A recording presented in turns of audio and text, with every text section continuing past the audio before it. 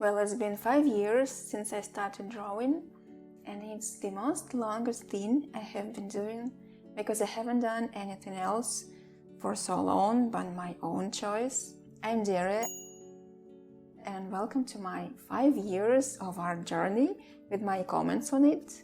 Today I want to show you my creative path and talk about finding yourself and a little bit of art style.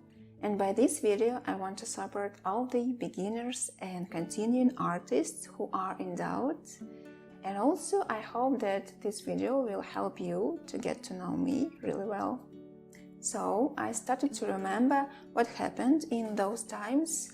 I looked up at my old works and noticed that I have been doing lots of different kinds of art, both traditional and digital. And every time that I was good at it, I gave it up and moved on to something new. I'll start with the fact that as long as I remember, creating something was really important for me. As a child and as a teenager, I love and wanted to sew, embroider, to bake, to paper cut, and of course to draw. And I haven't been able to do it all as much as I could and as I want. I didn't go to art school, although this is what you have to do if you want to tie your life with art and then go to college to study arts.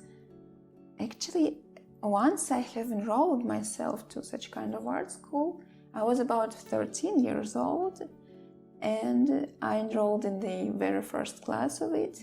And the kids were much younger than me. Because, when you are 13 years old, you are a bit old to start this art school. I don't know why, and that gives you such a big pressure that you have to decide when you're like almost in kindergarten which things you want to make in your life. But anyway, that didn't embarrass me particularly. But I didn't spend a year at that school because I had to ride far and late. Also, it was dark and scary to walk around. It wasn't a very safe neighborhood, and there were lots of stray dogs on my way to that school. Maybe I'm describing it too scary. But anyway, I gave it up.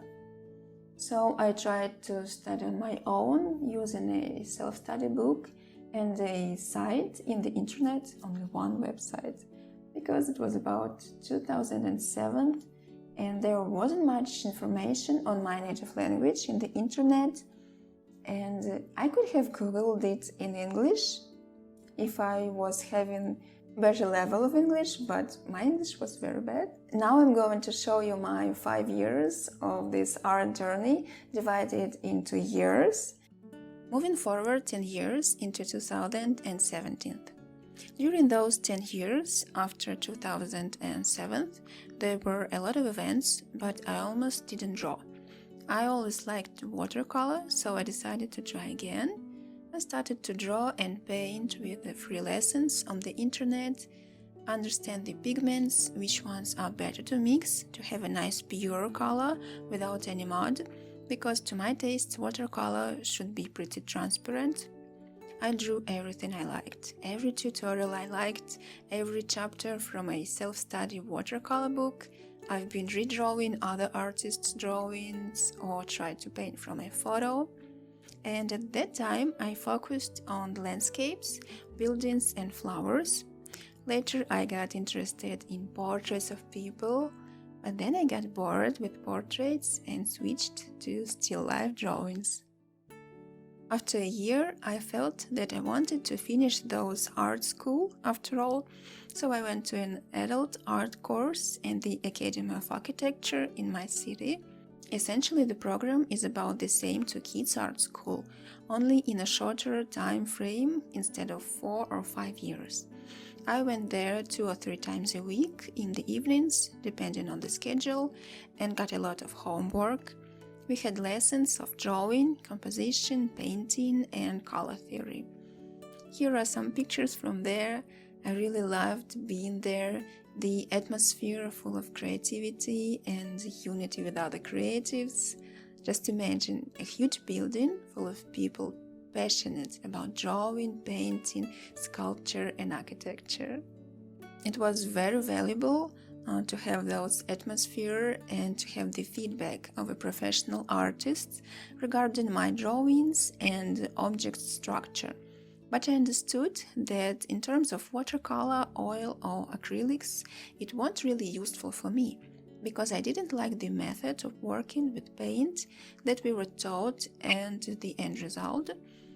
So I think they gave us the basics, which is important, but it's the style that comes next. So at the same time with these courses, I watched how other artists paint, what they show and tell about their technique. I tried different variations and in the process realized what I like and how to do it. Just have a look at these fruit still lifes. They are completely independent from art school and made all by myself except one with pomegranates. I made this following the tutorial of a famous watercolorist, Elena Bazanova. And I want to admit that concept of giving your students a freedom to decide on how they want to paint. It sounds logical and really healthy because it isn't necessary to limit the choice and freedom of creators if it's a creative profession. But I know that many art schools are still guilty of this, and people who graduated from art universities share the opposite opinions. Either they graduated and sick of it all, burnt out and traumatized and don't want to draw ever again.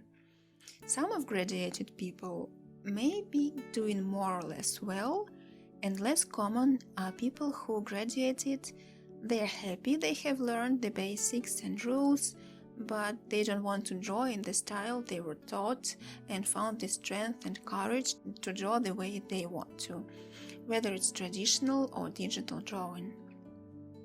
Oh, and just have a look. That's my studio from those time, which is the kitchen and living room with a sofa in reality. I set up a desk with a computer and a place for drawing on the same desk. At night we would unfold the sofa and it would turn into a bedroom in the kitchen and in an art studio at the same time. That's funny, but I mean that the lack of space is a problem that can be solved, at least partially. For some time after I finished this art school, I painted traditionally. Then I moved a bit away from pure watercolors to oil and then mixed media. I started combining oil, acrylic, watercolor and oil pastels. In 2019, I decided that I want to make drawing my profession. But I don't want to make drawing in traditional techniques my profession, because paintings and even art prints are difficult and not convenient to deliver by post or any other way. Also, I haven't had enough sales or orders, and I'm rather lazy when it comes to online promotion. Social networks in general, and especially Instagram, every year makes life inside of it more and more complicated. So I decided to master digital illustration. It's more convenient to deliver the work because you can send a file with a picture prepared for printing and a person can go to the print store and print it. So faster and easier than to send the original piece by post and wait for the parcel, worrying that during the delivery it will be broken and spoiled.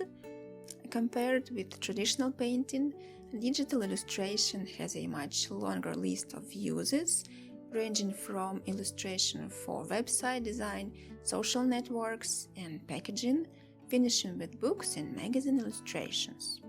By the way, at the beginning of my illustration career, I tried to draw for stock websites like Shutterstock and Adobe Stock and earned something about $60, exactly not more than 100. But instead of trying to learn using a graphic tablet and drawing software like Photoshop and drawing with my hands, I went into vector illustration. And I need to clarify here, this is vector drawing in Adobe Illustrator. You can see that I'm working with anchor points, those little dots, and I'm using a mouse for it, not a pen. And there is another digital drawing type called raster. This is more like traditional drawing. Here I'm drawing on screen tablet in Photoshop and using a stylus. Moving on to 2020, I decided to make my vector skills up and started to learn 3D modeling to use these models in my vector illustrations, to make them more interesting, three-dimensional and high quality, and you can see that looks pretty good. But probably all that was done just to finally realize that it's too technical for me, and I like to draw by hand as I'm doing it on paper. I saved up and bought an iPad.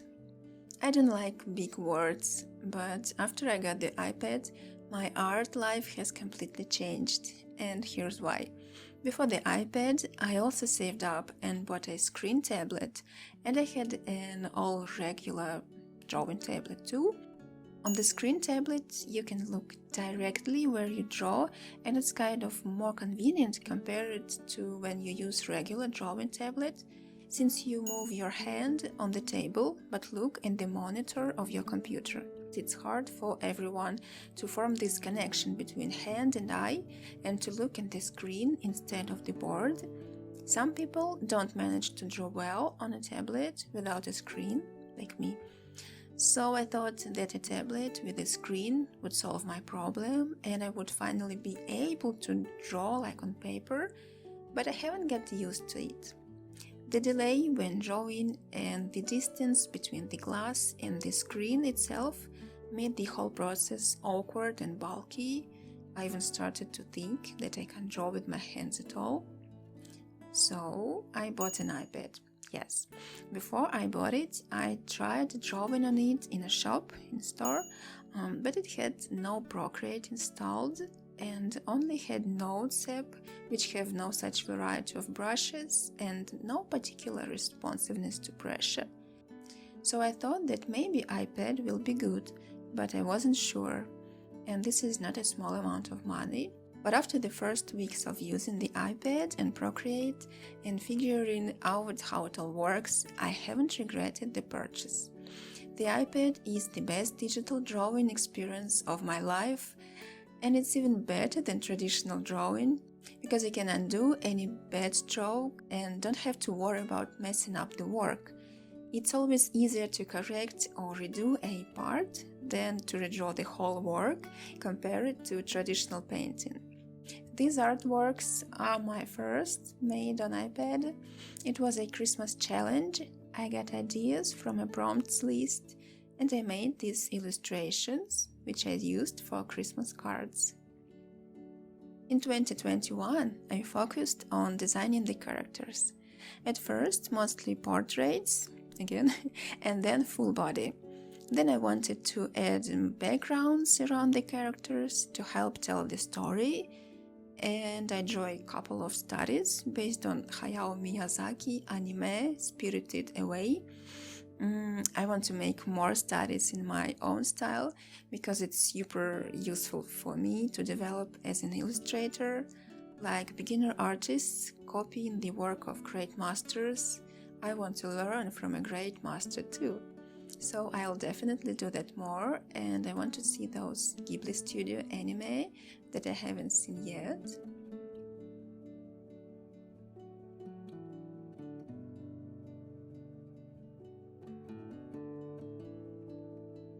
And this is my working spot. I can draw sitting in a chair. Thanks to iPad, I don't have to sit at a desk anymore. Now it's the very end of 2022, and this year I've been updating my portfolio, developing characters even more thoroughly, and making my commissions. We've also moved to another country, which has been a massive stress, and it's affected my creativity so much. Now I want to concentrate more on the backgrounds, because backgrounds have a very great narrative power. They can tell a story about a character better and fuller than just the character's appearance. I enjoy filling the space with all details and things, like lots of books, plants and pillows. I'm trying to get the feeling that someone actually lives there. You may have seen these last two illustrations in my art podcasts, but I can't resist drawing at least one kitty. I really like cats and I think anything is better with a cat. In conclusion, I'd like to say that I don't think that these 5 years have been spent for nothing, because I understand that I have tried all the things that I wanted and that I have reached the good level on everything that I've tried, and it hasn't gone away, it is still in me.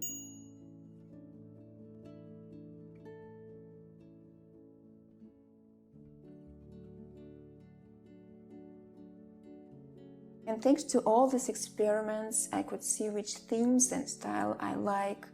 Thanks to that, I have good observation skills, taste and knowledge of what good work looks like. And without necessarily liking this style, because it's a personal matter, but the criteria for a good work and quality are obvious to me. And since I've started to draw in digital, even without iPad, but in vector, I've been taking orders, and at first it was such kind of really random orders from the freelance websites. But in the process I've understood that I like to draw illustrations for magazine articles, which is editorial illustration, that I like to draw covers for magazines and books, and I also like to design characters and illustrations for personal brands and companies. And I can still remember the difficulties that beginners and young artists face, and that way I can see their strength and interests. I can give them the encouragement and support and tell them where to go and how to develop further.